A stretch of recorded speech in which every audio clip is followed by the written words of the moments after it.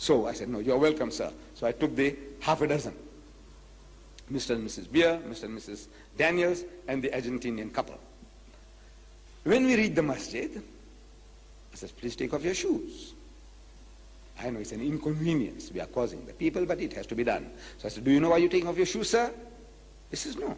I said, you remember when Moses was on Mount Sinai, God spoke to him and he said, draw not nigh hither, put off thy shoes from off thy feet, for the place where